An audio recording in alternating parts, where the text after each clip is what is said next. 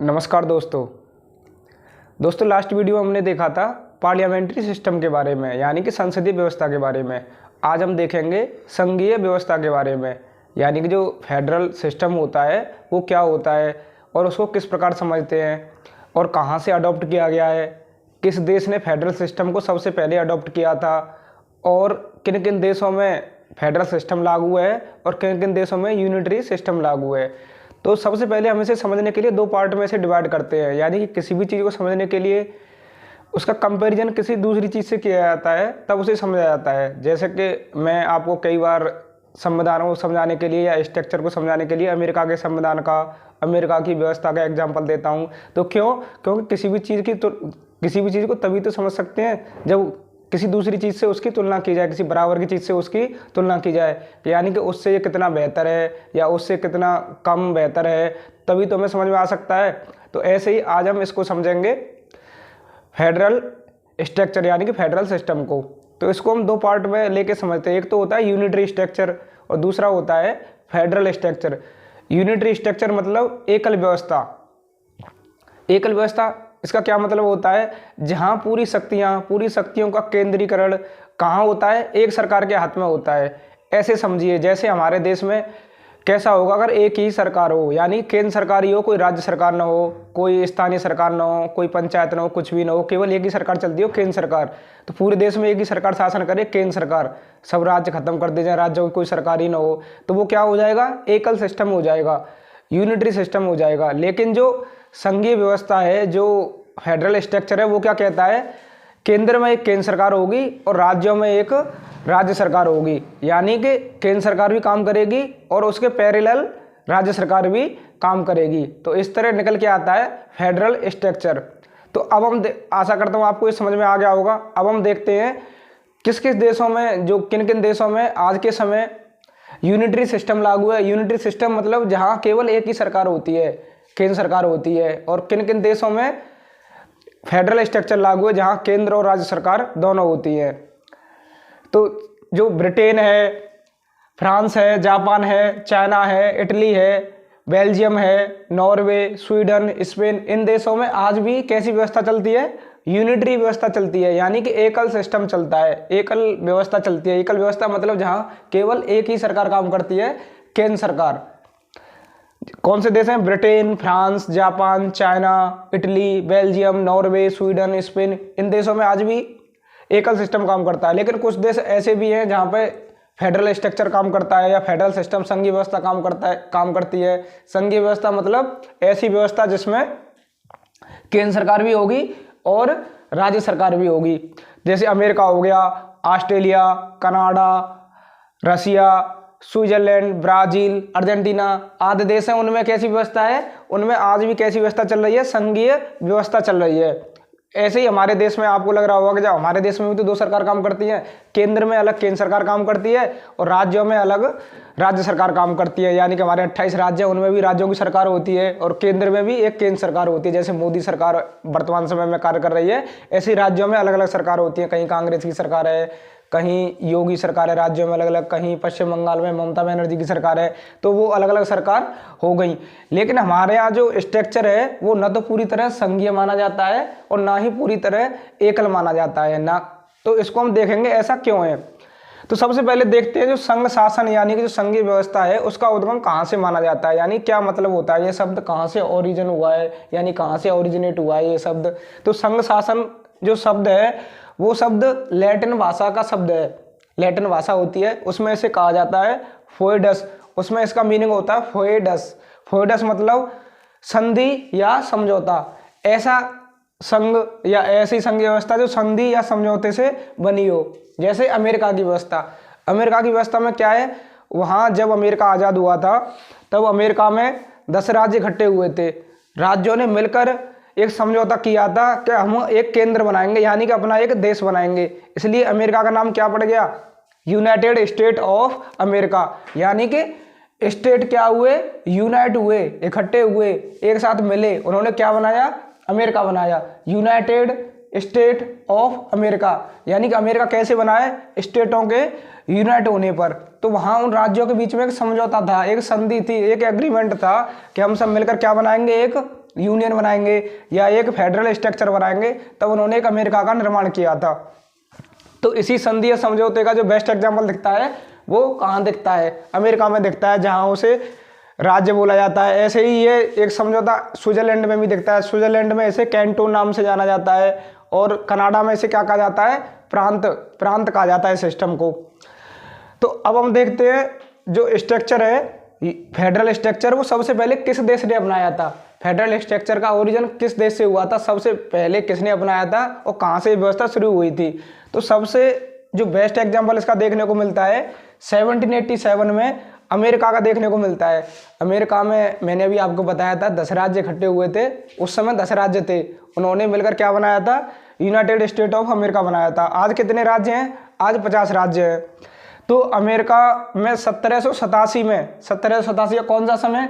जब हमारे देश में अंग्रेज आ चुके थे और वो अपने शासन की नींव रख रहे थे, क्योंकि प्लासी का युद्ध हो चुका था 1757 में, फिर हुआ था बक्सर का युद्ध 1764 में। तो ये सब क्या हो रहे थे? उसके बाद फिर रेगुलेटिंग एक्ट आया था 1773 में। तो अंग्रेज हमारे देश में अपने शासन की नींव रख रहे थे। तो उस समय 1787 में अमेरिका में क्या हो रहा था? अमेरिका में संघीय व्यवस्था की नींव रखी जा रही थी।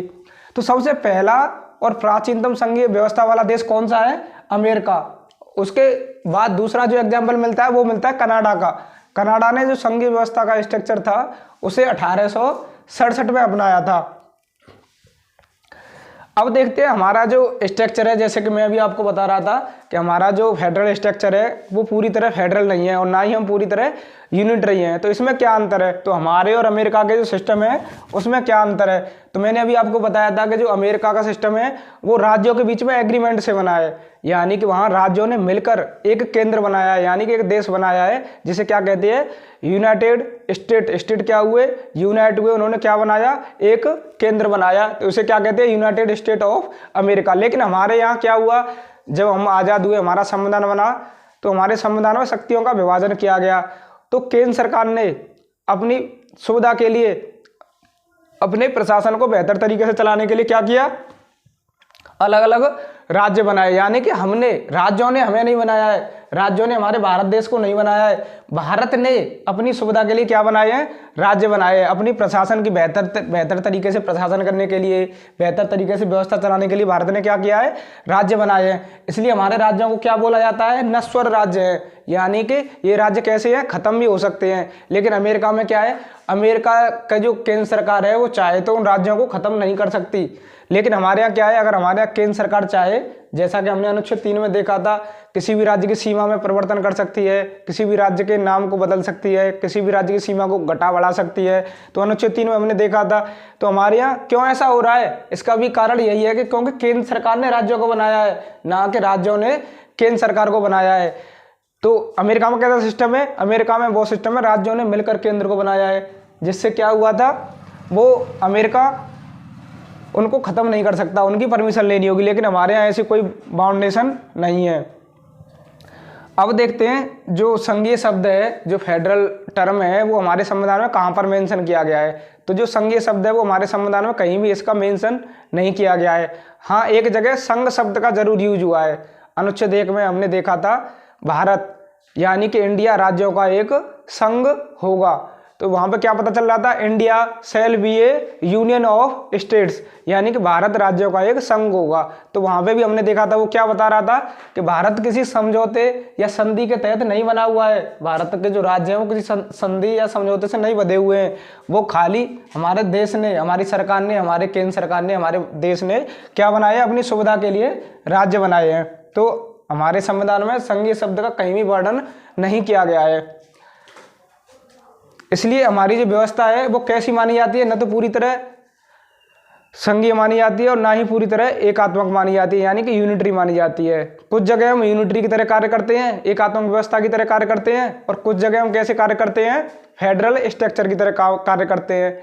इसलिए जो केसी व्हीलर नाम के जो विधिवक्ता हुए थे, उन्होंने इसे क्या कहा था? अर्ध संघीय व्यवस्था कहा था, जिसे इंग्लिश में कहा जाता है क्वाज़ी फेडरल स्ट्रक्चर। यानी कि न तो हम पूरी तरह संघीय हैं और ना ही पूरी तरह हम क्या हैं? एकल हैं, जिसको हम आगे आने वाले एग्जाम्पलों से समझेंगे भी। तो कुछ संविधान में विशेषता बताई जाती हैं कि एकल संवैधानिक की क्या विशेषता है हमारे देश में, यानी कि जो हमारे देश में यूनिटरी स्ट्रक्चर है, यानी कि जो यूनिटरी अभी हमने देखा था एकल होती है व्यवस्था और दूसरी कौन सी होती है, संघीय व्यवस्था होती है। तो सबसे पहले देखेंगे हम संघीय व्यवस्था कौन सी विशेषता ऐसी हमारे संविधान में जो हमारे देश की व्यवस्था वो संघीय बताती हैं। जैसे लिखित संविधान। लिखित संविधान का क्या मतलब है कि जब देश का संविधान बना था तब वहाँ पर लिख दिया गया था कि ये राज्य होंगे, ये केंद्र सरकार होगी, राज्य और सरकार के बीच में शक्तियों का विभाजन होगा। तो वो किस में आ जाएगा, यानी कि वो सब चीज़ें जहाँ शक्तियों का बंटवारा किसके बीच में हो रहा हो, केंद्र और राज्यों के बीच में हो रहा हो, तो वो सब किस में व्यवस्था आ जाएगी, संघीय व्यवस्था में आ जाएगी। यानी कि दोनों की परमिशन से कार्य हो रहा हो। यानी कि हमने देखा था संघीय व्यवस्था में केंद्र सरकार भी होगी और राज्य सरकार भी होगी। तो लिखित संविधान क्या कहता है, केंद्र सरकार को भी शक्तियां दी जाएंगी और राज्य सरकार को भी दी जाएंगी। तो ये चीजें किस में आ गई, संघीय व्यवस्था को दिखा रही हैं। फिर दूसरा द्वैध राज्य पद्धति, यानी कि डुअल पॉलिटिकल स्ट्रक्चर, यानी कि एक केंद्र सरकार की मशीनरी होगी और एक राज्य सरकार की मशीनरी होगी। यानी केंद्र में एक अलग सरकार होगी और राज्य में एक अलग सरकार होगी। और कठोर संविधान, यानी संविधान कैसा है, कठोर। कठोर का क्या मतलब है, जैसा कि हमने संविधान संशोधन वाली वीडियो में देखा भी था कि कुछ संविधान में संशोधन ऐसे हैं जिन्हें संसद चाहे तो अपनी मर्जी से संशोधित कर लेती है, लेकिन कुछ संशोधन ऐसे हैं जिनमें राज्यों की सहमति की आवश्यकता होती है। तो इसलिए क्या बोला जाता है, जो कठोर संविधान का स्ट्रक्चर है वो क्या दिखा रहा है, यूनिटरी जो फेडरल स्ट्रक्चर है उसे दिखा रहा है। क्यों, क्योंकि यहाँ पर राज्यों की सहमति की आवश्यकता होगी या राज्यों की परमिशन की आवश्यकता होगी। तो वो चीज़ें जो केंद्र सरकार और राज्य सरकार को मिलकर कार्य करने के लिए बाध्य करती हैं वो सब किस में आ जाएंगी, संघीय व्यवस्था में आ जाएंगी। ऐसे ही द्विसदनीयता। द्विसदनीयता मतलब दो सदन होना। जैसे हमारी जो संसद है उसमें दो सदन होते हैं, दो हाउस होते हैं। एक होता है लोकसभा जिसे लोअर हाउस कहा जाता है और दूसरा होता है राज्यसभा। राज्यसभा को क्या कहा जाता है, अपर हाउस कहा जाता है। तो जो राज्यसभा है वो क्या करती है, राज्यसभा यानी कि राज्यों की सभा, राज्यों को रिप्रेजेंट करती है, यानी कि राज्यों को वहां पर प्रदर्शित करती है। राज्यों के लिए बनाई गई थी वो सभा। यानी कि संसद में तो जो मेंबर ऑफ पार्लियामेंट बैठते हैं वो चुनकर जाते हैं, लेकिन राज्यों के लिए भी तो कोई होना चाहिए। तो राज्यों को रिप्रेजेंट करने के लिए क्या बनाई गई थी, राज्यसभा। तो राज्यों का प्रतिनिधित्व कौन करती है, राज्यसभा। तो जो द्विसदनीयता है वो क्या दिखा रही है, वो भी संघीय व्यवस्था के गुण को दिखा रही है। फिर आ जाती है हमारी स्वतंत्र न्यायपालिका, यानी कि इंडिपेंडेंट जुडिशरी। यानी कि जुडिशरी क्या है, इंडिपेंडेंट है। यानी कि ये भी स्ट्रक्चर कैसा हो जाएगा, द्विसदनीयता में उसमें हो जाएगा, संघीय व्यवस्था में।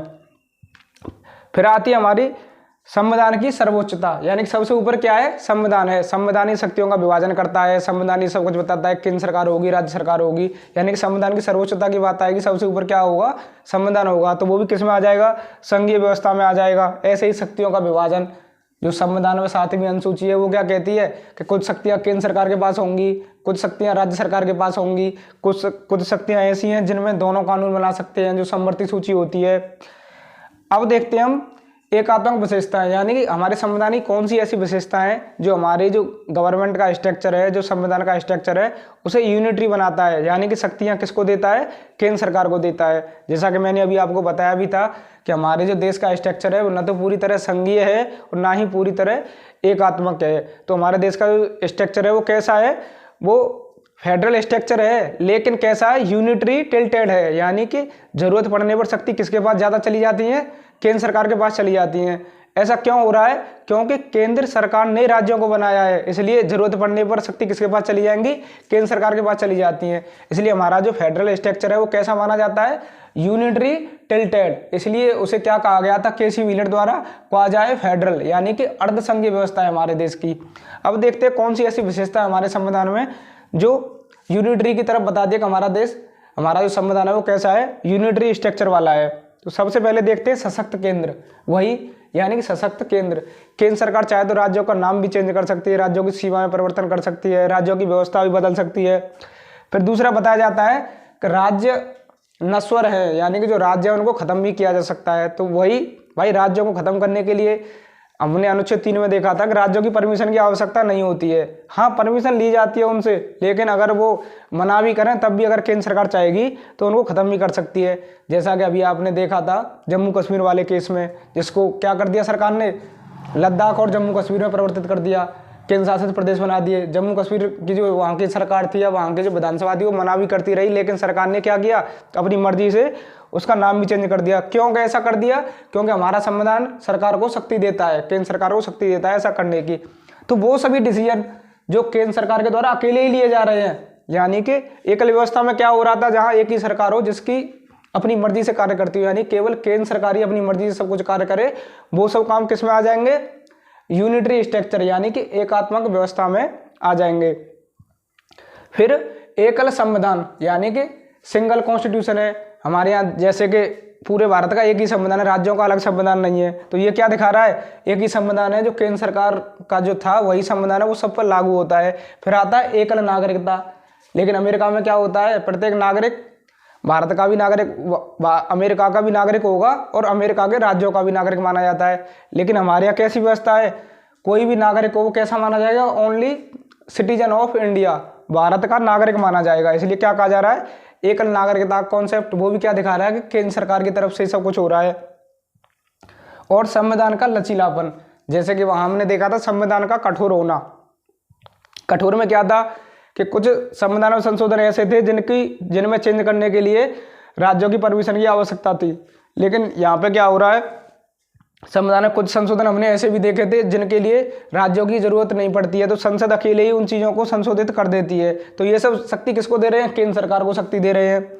फिर देखते हैं एकीकृत न्यायपालिका, यानी कि एकीकृत का क्या मतलब है कि एक सर्वोच्च न्यायालय होगा, उसके नीचे हाई कोर्ट होंगे, डिस्ट्रिक्ट कोर्ट होंगे, सबऑर्डिनेट कोर्ट होंगे, यानी कि एक ही सुप्रीम कोर्ट को डिसीजन देगा तो वो सब पर बाइंडिंग होगा, हाई कोर्ट पर बाइंडिंग होगा, डिस्ट्रिक्ट कोर्ट पर बाइंडिंग होगा, सबऑर्डिनेट कोर्ट पर, सभी पर बाइंडिंग होगा। तो क्या हो गया, यानी कि वही सब चीज़ें जो क्या कह रही थी कि संघीय जो एकल व्यवस्था दिखा रही थी हमारी कि एक ही सब कुछ होलसेल अथॉरिटी हो, उसी के डिसीजन सबको मानने पड़े, उसी के हिसाब से सब कुछ चले। जैसे सुप्रीम कोर्ट को डिसीजन दे देगा तो सभी हाई कोर्ट्स को मानना पड़ेगा, सभी डिस्ट्रिक्ट कोर्ट को मानना पड़ेगा।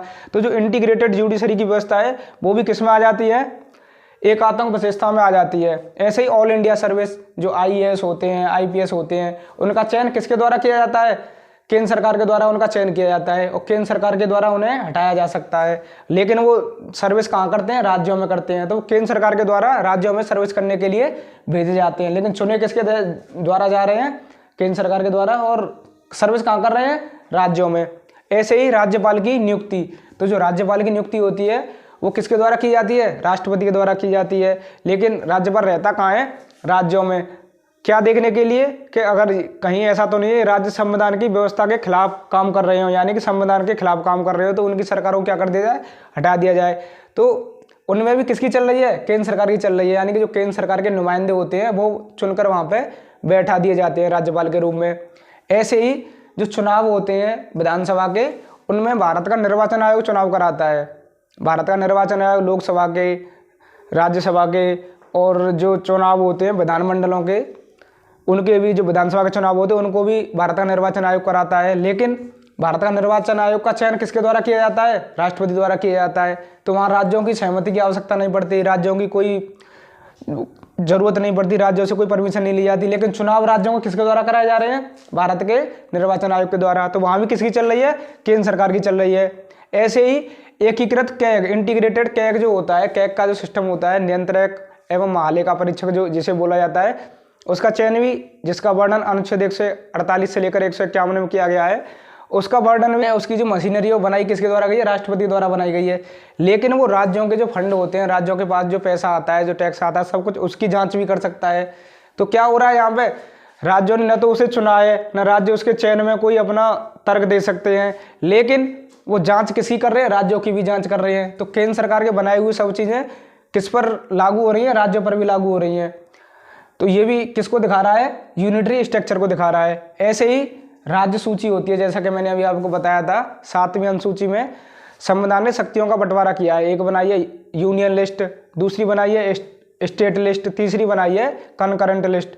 तो उसमें क्या है, राज्य सूची होती है, यानी कि जो स्टेट लिस्ट होती है उसमें राज्यों के लिए कुछ विषय बांटे गए हैं कि इनमें केवल राज्य ही कानून बना सकता है। लेकिन हमारा संविधान क्या कहता है, जरूरत पड़ने पर अगर संसद को ऐसा लगे कि इस पर कानून बनाने की आवश्यकता है तो राज्यसभा की सहमति से संसद क्या कर सकती है, उस पर कानून बना सकती है। तो आशा करता हूं दोस्तों आपको जो टॉपिक है यूनिटरी स्ट्रक्चर और फेडरल स्ट्रक्चर अच्छे से समझ में आया होगा। जैसे कि हमने देखा भी था, एकल स्ट्रक्चर क्या होता है, जिसमें केवल एक ही सरकार कार्य करे, यानी कि वो सभी डिसीजन जो किसी एक ही सरकार द्वारा लिए जाएं और दूसरी सरकार को मानने पड़े। जैसे जहां एक ही सरकार कार्य करे, जैसे केंद्र सरकार हो गई।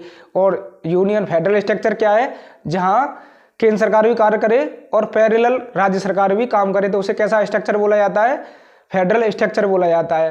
तो हमारे देश की जो व्यवस्था है वो कैसी है, क्वाज़ी फेडरल है। क्यों क्वाज़ी फेडरल है, अर्धसंघीय क्यों है, क्योंकि न तो हम पूरी तरह एकात्मक व्यवस्था को फॉलो करते हैं, ना तो पूरी तरह केंद्र सरकारों को शक्तियाँ दी गई हैं, और ना ही पूरी तरह राज्य सरकारों की बराबर शक्तियाँ दी गई हैं। क्योंकि जरूरत पड़ने पर क्या हो जाते हैं हम, यूनिटरी टिल्टेड, यानी कि हमारे यहाँ फेडरल सिस्टम तो है लेकिन कैसा सिस्टम है, यूनिटरी टिल्टेड। आशा करता हूँ आपको टॉपिक अच्छे समझ में आया होगा। Thank you.